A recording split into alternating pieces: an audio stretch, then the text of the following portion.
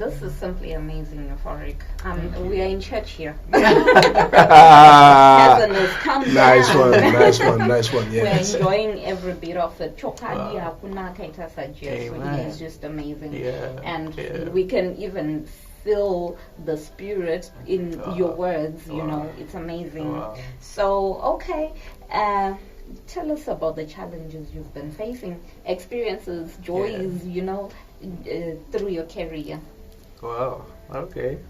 Can I talk about 3? Yes, please. Yeah. First one, as I had said, that most of my songs I get directly from God.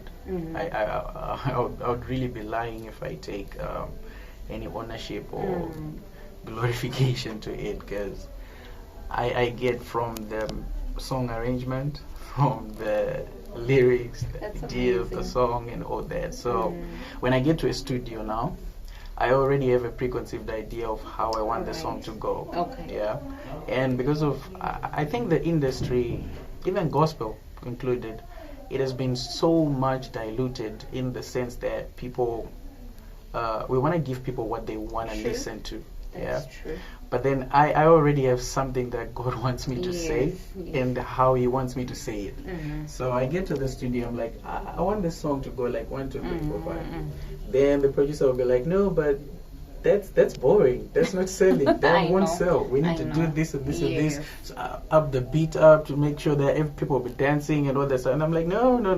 I want it to go this way. So that's one of the main challenges that I faced prior to production, really. Definitely. Because I would really want it to come out the way that God would have given me the song. Yes. So that's challenge number 1. Challenge number 2.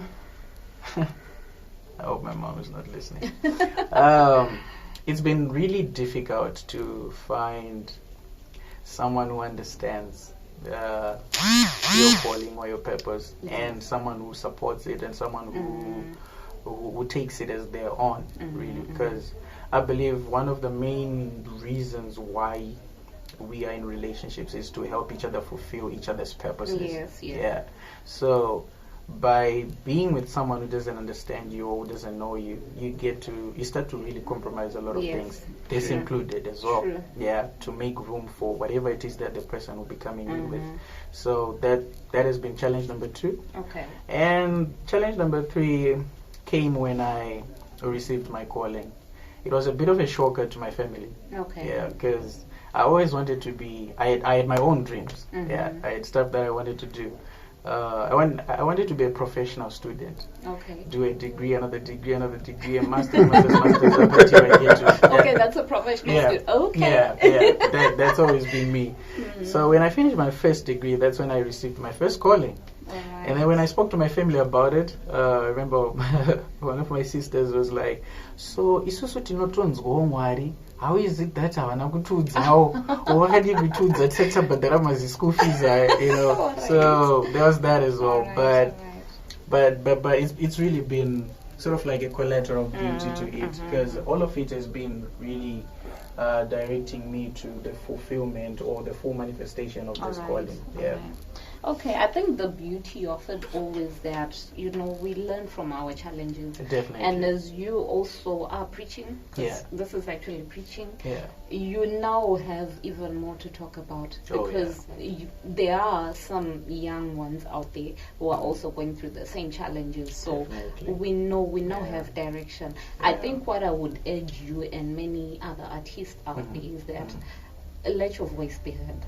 Yeah, don't be quiet. You know, like, there are a lot of people facing a lot of challenges and they don't even know where to go with, you know, who to talk to, what to do. But as we speak about our experiences, they are learning. So I want to thank you for that.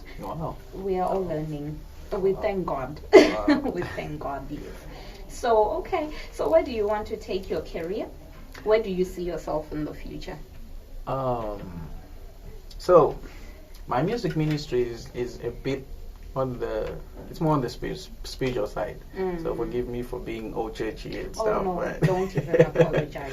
We love God. So as I was experiencing my calling, God showed me a lot. Yeah, a lot of things in the future, a lot of things that I'm where I'm headed. So The very first person who told me about this call before I knew about it, he said, God wants to make you the greatest musician or gospel musician in Africa.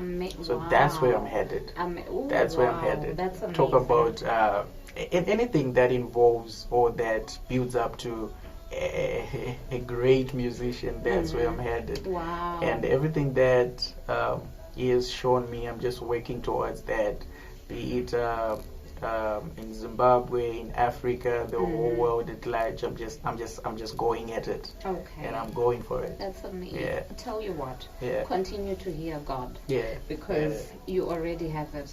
Oh. We are loving your music. Thank you. It's amazing. It's amazing. So just continue in that path.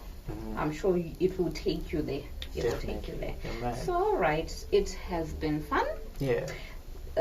So for the sake of our cameraman here, could you just tell us again once more? Let's play that song again as we were talking about purpose. Oh yeah.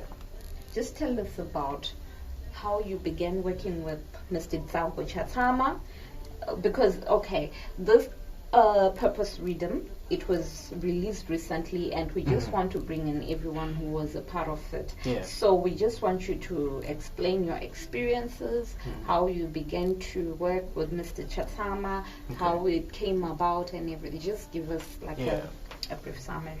All right.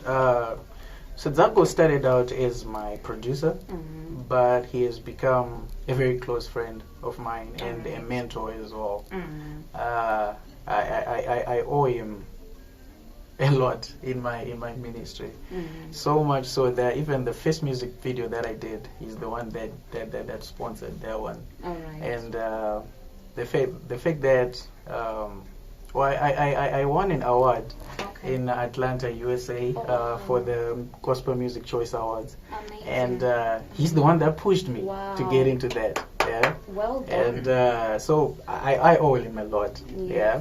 So he came to me with this instrumental or this rhythm, and then he was like, "Young man, just write a song and let's go to town with it and let's do a song." Amazing. So as I was listening to it, and then I got an idea, and I was like, "Yeah, but why not bring in like a whole bunch of artists and then let's just make something out of it. Amazing. Let every artist come in and speak, a different perspective from the other artist that's coming in, and let's just build an old gospel rhythm." Beautiful. Yeah. And that's why it's called Purpose. I was like, let's call it Purpose, because I'm all about purpose. Nice. Yeah. So for me, the one that I did, it's an explanation of how God called me and what He placed in me. Right. And it rests more on the fire that I have inside of me that is just waiting to burst, or that is already bursting, to just go in out there and be an oracle of God. Right. So that's why it says Baba ndinoshamiswa kwazo kuti ndidaidzwe ndimi. Okay. Yeah, so that's how the song, the whole rhythm came about, and I'm proud for that. I'm proud of this one. Yeah, it's beautiful. Really proud of this. You should. It's amazing because look, this is how God works. You are actually the first artist we brought in, or after Taku actually. Taku came in for his own thing, but concerning Purpose, you're actually the first person that was brought in for those interviews. So definitely God has a purpose for this thing, and it's amazing.